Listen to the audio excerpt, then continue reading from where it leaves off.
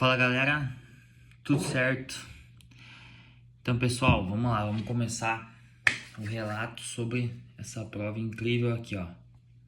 A quarta ultramaratona Cidade dos Anjos, Santo Ângelo. Cara, para começar, quero falar da organização da prova. A prova se passou dentro do Parque da Fenamilho, que é um percurso de 1 km. Não dá bem 1 km, ele dá 985, 86 metros, tá? Faltava um pouquinho para fechar 1 km, mas dá para dizer que é mais ou menos 1 km. A organização da prova foi simplesmente fantástica, fantástica. Por ser uma prova aqui no interior do Rio Grande do Sul, uma prova que ainda não tá tão famosa, mas que eu tenho certeza que em pouco tempo a gente vai ouvir falar muito dessa prova. Cara, a organização foi impecável, impecável. Todos os atletas com chip no tornozelo, os dados ali no telão toda hora sendo atualizados, sabe? Não teve problema de contagem de volta, não teve problema de troca de corredor ali dos quartetos, dos sextetos. Entrega dos kits, perfeito. Organização, cara, alimentação, hidratação, massagem para os atletas, a prova toda. Eu nunca tinha visto isso. Assim, ó, 12 horas correndo. Às 12 horas tinha água, refrigerante, melancia, sanduíche, picolé. E para fechar com chave de ouro, depois da prova, ainda teve café da manhã para todos os atletas. Vocês não têm ideia. Vocês não têm noção. Fora o pessoal da massagem, o pessoal do som, que animou, cara, a noite toda, gritou, cantou.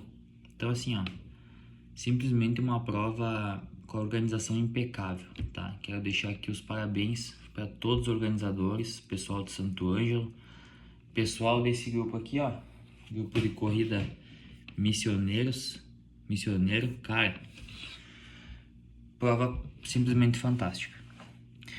Mas vamos lá, vamos falar da minha prova, tá? Eu estava inscrito na categoria solo, a Bruna, minha esposa, o meu irmão, o Arthur, meu primo, o Oda, também estava na categoria solo, e o meu irmão e a minha esposa estavam fazendo um quarteto, junto com um outro primo, família bem... uma família que adere ao esporte, né? E o nosso amigo Johnny também estava no quarteto.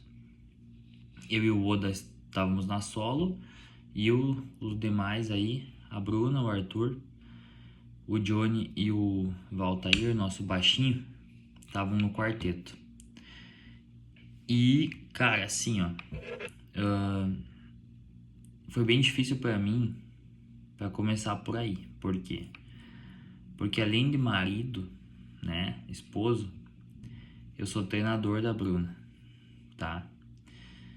E do Arthur também, né? Então, além de ser meu irmão, ele é meu aluno. E uma coisa que me incomoda muito é saber separar o profissional do pessoal. Por quê? Porque eu tava preocupado com a Bruna, né? E com o Tuti, com o Arthur, né?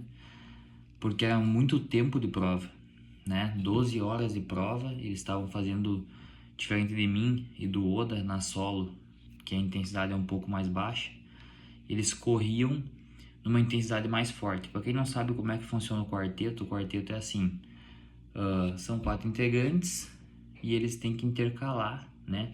Aí cada quarteto monta a estratégia como quiser. Cada um pode correr 3 horas, ou eles podem revezar de meia em meia hora cada um, de 20 em 20 minutos, como quiser, tá? A única regra é que um do quarteto tem que estar correndo, né? Não pode ficar sem ter alguém na pista ou com mais de um na pista, tá? Então, eles fizeram a estratégia deles, foram muito bem, todo mundo correu muito bem, aguentou a noite toda, mas eu tive que separar um pouco aí essa parte pessoal, né, da minha preocupação com a Bruna, com o Arthur, e focar na minha prova e pensar que a minha parte como treinador eu tinha feito, eles estavam preparados para a prova, e eu tive que confiar no meu trabalho, né? E deixar que eles fizessem a prova deles, tá? A minha dificuldade começou aí. Mas beleza, né? Eu mantive a cabeça limpa, foquei na minha prova.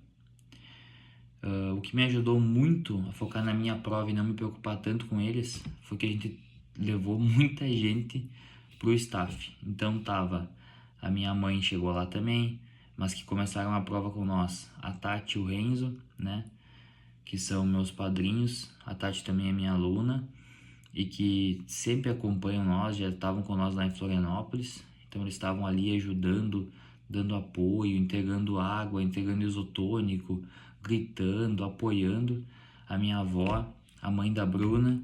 Então tinha muita gente ali. Depois chegou uns amigos nossos, da minha mãe veio depois. Daí depois alguns foram embora, mas esses aí ficaram do início até o final da prova. A Thaís também, minha prima, ficou a noite inteira ali acompanhando mais o Oda, né, que é o marido dela, mas tava gritando, torcendo pra todo mundo também. Então isso fez uma diferença gigantesca. Gigantesca, vocês não têm ideia, assim, né? Era nítido, né, os atletas que levaram staff e os atletas que foram sozinhos, né? A diferença é gigantesca, mesmo que o teu staff seja uma pessoa só a tua esposa, só uma pessoa da tua família que vai te acompanha, ou o teu treinador, um amigo teu. É muito importante tu ter um staff. Porque numa ultramaratona, pelo menos na solo, né? Tô falando da minha experiência. É uma prova muito solitária. Então tu tá ali correndo, né? Com todo mundo. Mas tu tá focado no teu mundo, tá fechado naquele mundo ali. E ter alguém ali do lado de fora se comunicando contigo, chega uma hora que aquilo ali é o que salva a tua mente, sabe? É uma válvula de escape para todo aquele sofrimento que tu tá passando. Então vamos lá, né? Agora que eu já agradeci todo mundo, expliquei a importância de ter ajuda, eu quero falar um pouco da minha prova. A minha meta era 110 quilômetros. E eu realizei 101 quilômetros. Fico triste por não ter batido a minha meta, mas também fico muito feliz com o resultado que eu tive. E fico muito feliz principalmente pelo fato de eu ter vencido barreiras, vencido a minha mente, vencido o meu corpo, ter me superado. Dentro de uma prova de 12 horas, que é uma prova muito grande, a gente vive muitos altos e baixos, né? Então, a prova foi muito dura, tava muito quente, a gente largou com 32 graus, a umidade do ar tava lá em cima. E eu larguei bem, larguei me segurando um pouquinho, né? Um pouco mais devagar.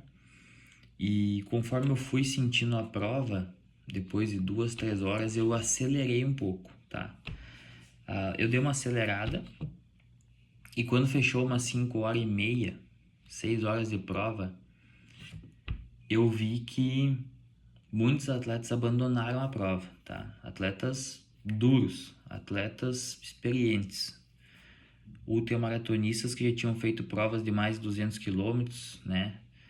Alguns que fazem maratona abaixo de 3 horas, alguns atletas de destaque regional, abandonaram a prova com menos da metade da prova, sabe? E aquilo ali me deu um gás, porque eu comecei a ver a minha posição no telão e eu tava em sétimo geral, pouquinho atrás do sexto e um pouquinho atrás do quinto. Então eu tentei acelerar um pouco para tentar chegar e buscar o quinto lugar e ficar entre os 5 melhores da prova. Depois de 2 horas tentando buscar o quinto lugar, correndo em 5:15 de pace ali, eu comecei a sofrer com um pouco de cãibra, principalmente no meu adutor, tá? Então assim, com 7 horas de prova, eu comecei a ter muita cãibra. Eu tava mais ou menos aí no quilômetro 70, mais ou menos. eu comecei a ter muita cãibra, comecei a passar um pouco mal também, no meu estômago começou a recusar o gel. Eu tava tomando um gel de carboidrato a cada 40 minutos de prova. Então depois de 7 horas eu tomava e o meu estômago já tava, cara, parecia que ele tava fervendo, sabe? Comecei a ter muita dor estomacal, azia e cãibra. Aí eu decidi que eu ia dar uma pausa. Quando eu cheguei no quilômetro 80, um pouquinho antes, acho que era no 78, eu parei, sentei, fiz um curativo no meu pé, porque a bolha, tinha muita bolha embaixo do meu minguinho e na sola do meu pé direito. Troquei de meia, fiz um curativo, comi carne, tomei isotônico, comi um pão, tentei colocar o máximo de sólido, de sódio sólido, sabe, pra dentro, não só do isotônico, nem do gel, nem do liquids. Tentei consumir alguma coisa salgada, eu comi carne e eu comi um pouco de pão com mostarda, tá? Porque eu recebi o relato de alguns maratonistas, amigos, que me relataram que a mostarda aliviava muito a cãibra e realmente ajudou muito. Depois que eu fiz essa pausa aí de uns 10 minutos, eu voltei a correr. Lógico que no começo bem duro, depois de 1 ou 2 quilômetros a minha perna soltou de novo, a cãibra diminuiu, né? E eu consegui voltar a fazer aquele ritmo de 5 e pouco, né? Aí eu tava em 8º geral, mais ou menos. E eu tava bem, tava me sentindo bem, né? Tava assim com a cabeça boa. Eu fui pra prova disposto a aceitar qualquer tipo de dor e sofrimento que viesse. Eu fui para terminar a prova e disposto a tudo, sabe? Essa é a minha mentalidade. Eu tinha feito 60 quilômetros em treino, que foi o máximo que eu tinha corrido até então. Quando eu passei dos 60, eu pensei na minha cabeça, daqui pra frente é recorde. Então, daqui pra frente, cara, vamos até o máximo, porque eu não sei quando de novo eu vou percorrer uma distância dessas. Então, eu comemorei cada quilômetro. Cara, dos 60 até os 94, eu comemorei cada quilômetro. Depois do quilômetro 90, eu comecei a ter dores no meu joelho. Só que eu já vinha da prova, já vinha mais de horas com bastante dor no meu quadril e dor na minha lombar. E eu vinha carregando aquela dor e aquela dor não aumentava, ela se mantia, né, da mesma forma. Tipo, deixava o meu glúteo rígido e ela não aumentava, sabe? A dor, ela se manteve. Então eu ia embora, ia tranquilo. Quando a dor no meu joelho começou, próximo do quilômetro 90, eu comecei a perceber que ela aumentava, né? Conforme o tempo ia passando, ela ia aumentando, ia aumentando, ia aumentando. E no quilômetro 94, quando eu terminei o quilômetro 94, eu corri mais uns 700 metros e precisei parar. Porque a dor no meu joelho estava insuportável. Insuportável. Quando eu pisava no chão, eu sentia uma pressão muito forte no meu joelho. Parecia que ele ia estourar, sabe? Eu não sei ainda o que foi, se foi uma lesão no meu menisco, se foi um ligamento que lesionou, se foi só o excesso de impacto. Eu ainda não sei, tá? Ainda não sei o que aconteceu. Não tô com dor agora. Meu joelho tá um pouco inchado, mas eu não sinto nada, tá tudo tranquilo. Eu vou ter que ver com a minha fisioterapeuta, Camila, se eu preciso ou não realizar um exame de imagem, ver o que tá acontecendo. Mas aparentemente é só o desgaste da prova mesmo. Aí essa dor me assustou muito, porque eu comecei a perder movimento no meu joelho. Então ele começou a ficar cada vez mais dolorido e mais rígido, sabe? Como se ele não conseguisse mais, tipo, aqui é o joelho, ele não fazia mais a flexão, sabe? Ele não fazia mais a flexão do joelho. Ele começou a flexionar cada vez menos e menos e menos e menos. E quando eu parei para notar, eu tava correndo praticamente com a perna dura, perna reta. Aí a dor aumentou mais um pouco e eu decidi que eu ia parar de correr. Aí eu parei de correr no quilômetro quase no 95. entre o 94 e o 95. Ali tinha fechado 10 horas e 40 de prova, tá? E as outras 1 hora e 20, que fecharam as 12 horas de prova, eu caminhei, fiz 6 quilômetros caminhando para fechar os 101 quilômetros. Eu me arrependo de não ter continuado correndo, tá?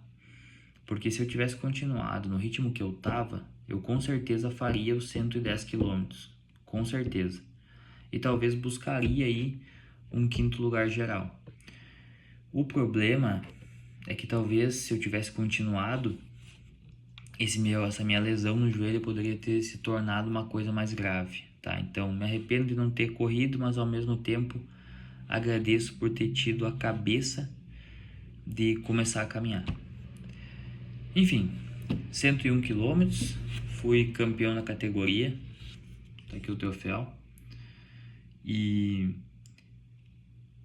cara, foi uma prova assim que eu aprendi muito sobre mim mesmo, aprendi muito sobre a ultramaratona, sobre o que se trata a ultramaratona, tá? Dá uma olhadinha aí, ó, 1º lugar na categoria. E eu também aprendi que tu tem que se conhecer. Então, às vezes tem dores, né? Tem sinais que o teu corpo manda que são apenas sinais de que tu tá desgastado, tá? E uma dor de uma lesão é uma coisa completamente diferente. Então, eu ainda não sei se eu tô lesionado ou se eu não tô, entende? Porque eu tô com tanta dor. A prova foi... Hoje é segunda-feira à noite. A prova foi das 7 horas de sábado até as 7 horas da manhã de domingo. 7 da noite às 7 da manhã de domingo. Então hoje é o dia pós-prova, né? Dá pra dizer assim. Eu tô com tanta dor nas minhas articulações, no tornozelo, no joelho, no quadril, na lombar. Eu tô com dor até no abdômen. Eu tô com tanta dor no meu corpo todo que eu não sei se o meu joelho tá doendo por desgaste de tudo ou se ele tá lesionado. Após a prova, né, a gente foi lá, recebeu o café da manhã, recebeu a premiação e voltamos embora. E eu tava bem, aí eu almocei e quando a gente foi dormir um pouco à tarde, eu não consegui dormir, cara, de tanta dor que eu tava nas pernas, assim, simplesmente não dormi. Tive febre, tipo, ontem o dia todo depois da prova, bastante febre, por causa do desgaste, né? E durante a prova, a briga mental foi uma coisa assim que me atrapalhou, mas também não me atrapalhou. Porque em nenhum momento, cara, em nenhum segundo dessa prova de 12 horas eu pensei em desistir da prova, tá? Mas eu tive que brigar constantemente contra a minha mente, contra a minha cabeça, repetir para mim mesmo que eu tava bem, que eu ia conseguir, que eu era capaz de fazer aquilo. Então, assim, foi uma verdadeira guerra. Foi uma guerra. E foi uma experiência única. Realmente foi uma experiência única. Quem tem vontade de fazer uma ultramaratona, mesmo que seja em quarteto ou sexteto, cara, vai nessa prova. A prova é fantástica, a organização é incrível, vale muito a pena. Aconselho demais. Beleza? Bom, fiz alguns amigos também, né? Conheci uma galera diferente que eu não conhecia. O que mais eu posso falar? Uma coisa que me chamou muita atenção nessa prova é a energia. A energia da prova é uma coisa absurda, assim. O pessoal que fica no som animando ali é muito legal, sabe? É a noite inteira, às 12 horas. Às 12 horas. Eu sou um cara que dorme cedo e acorda muito cedo. Eu achei que ficar privado do sono ia me atrapalhar muito, mas como tava ali correndo, aquele movimento, aquela galera e o som e tal, acabou que não fez tanta diferença, pelo menos não no meu mental. Talvez no físico tenha pesado um pouco, mas no mental foi tranquilo e foi muito bom, cara, sim. né? Uma ultramaratona é um tempo que tu tira pra ti mesmo, sabe? Então foram 12 horas de conversa com o Igor e com Deus, né? Por muitos e muitos quilômetros conversando com Deus, conversando comigo mesmo, refletindo, pensando. E como eu já falei em outros vídeos assim, quando tu chega num limite do teu corpo, né? Começa a vir aquela pergunta na cabeça: o porquê que eu tô fazendo isso? Por que que eu tô passando por isso? Por que que eu me inscrevi nessa prova de 12 horas? E se tu não tem um porquê muito forte, às vezes a tua mente vence e tu abandona a prova. Quando eu vi que atletas muito fortes tinham abandonado a prova praticamente na metade, né? Eu não tinha entendido o porquê. Depois eu entendi que a umidade do ar estava muito alta e que quem saiu muito forte acabou sofrendo muito com a desidratação. Então, muitos desses atletas não tinham staff lá na prova, né? Não tinham staff externo, tinham apenas o staff da prova. E eu achei isso uma loucura também, porque normalmente atletas de ponta ou atletas mais fortes, né? Sempre tem companhia de familiares ou de alguém que fica ali auxiliando. Mas confesso que eu também me senti muito bem por ter terminado a prova, sabe? Mesmo que com 1h20 caminhando, foi uma coisa que para mim blindou o meu mental. E com certeza foi um divisor de águas, assim, né? O atleta que eu era antes dessa prova e o atleta que eu sou agora, depois dela, com certeza são duas pessoas completamente diferentes. Beleza? Valeu, galera. Isso aí.